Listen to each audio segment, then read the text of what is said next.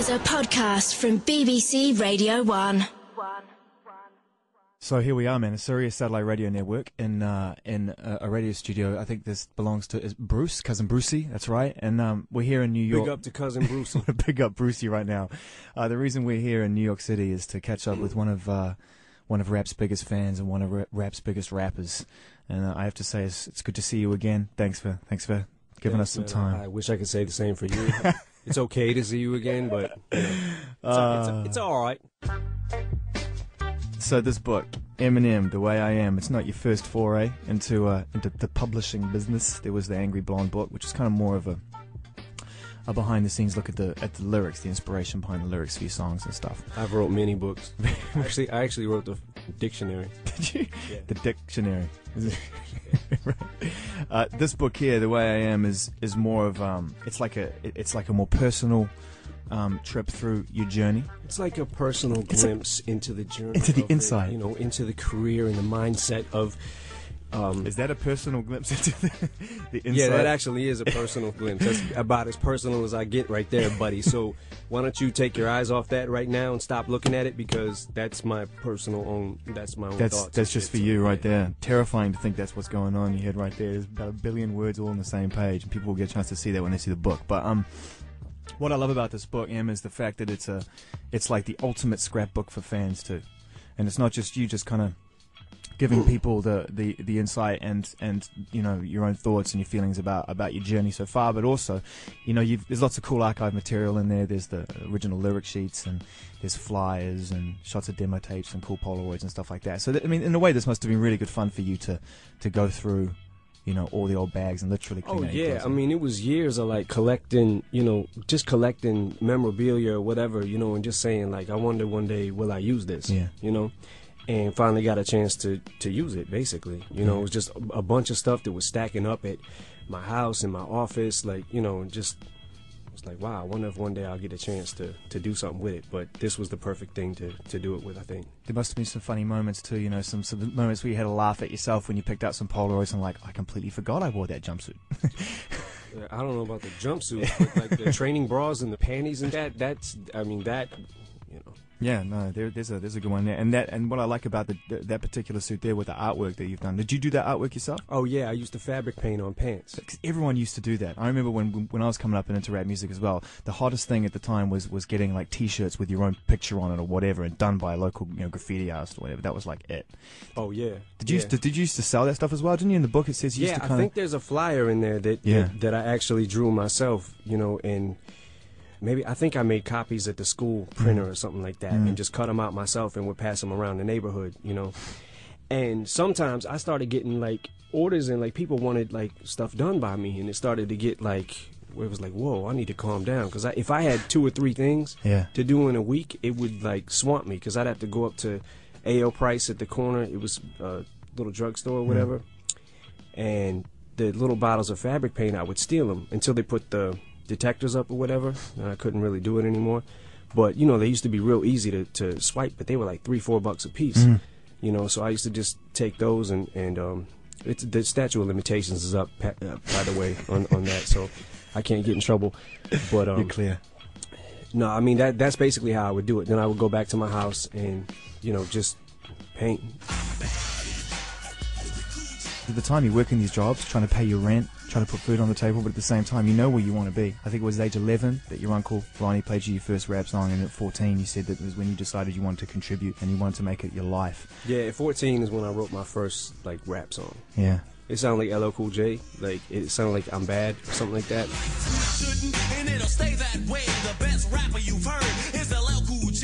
The thing that comes out in this book, which I love, one of the really sort of big observations is that throughout is that you are to this day and always have been rap's biggest fan.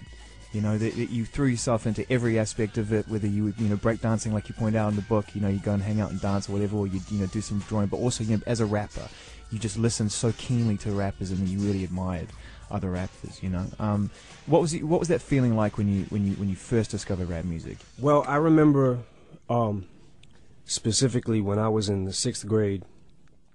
There were these kids, James, Freddie, and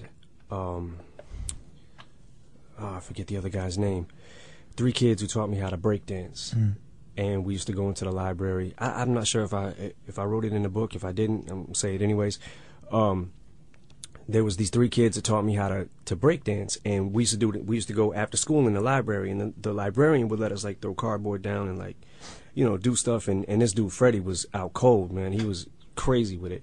But I picked up little moves like that. My Uncle Ronnie started teaching me, like, you know, how to break dance or whatever. And we lived in these apartment complexes and stuff when I was 12, 13. And we used to walk around with cardboard and, like, put it down in the park and just, you know, walk around with the radio on our shoulders, you know, that whole thing. And, man, it was fun. It was like an outlet for me that I never had, you know. Because I liked, you know, growing up, I think, you know, Prince, Michael Jackson, like stuff like that, but it wasn't anything to like identify with and say, this is what I want to do.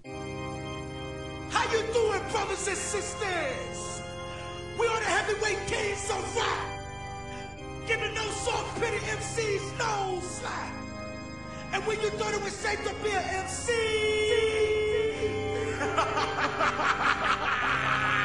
busted!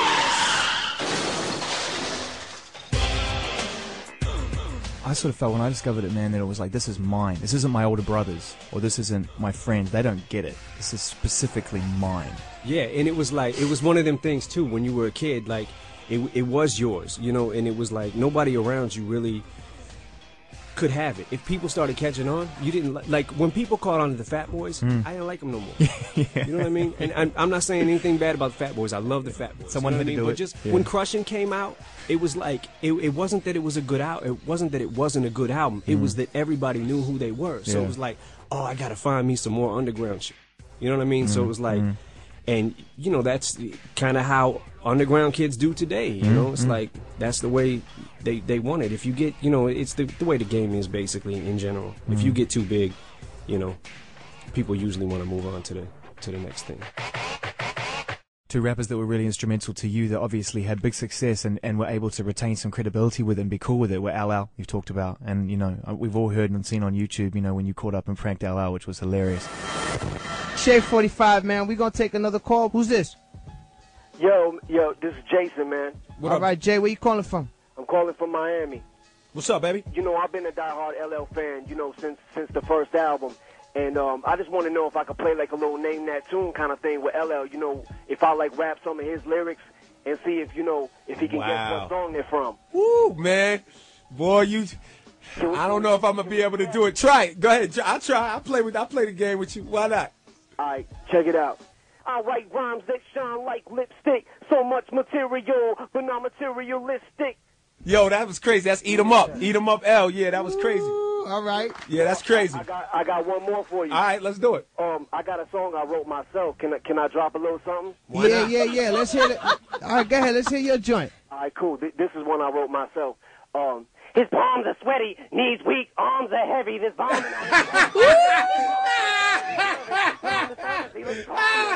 All right, man. I love it, B. Ladies and gentlemen, Marshall Mathers on the phone, CEO Shave 45. There was some very good LL Cool J impersonating going on there. Oh, thanks. I wasn't really good with the disguising my voice. I was like, how am I gonna?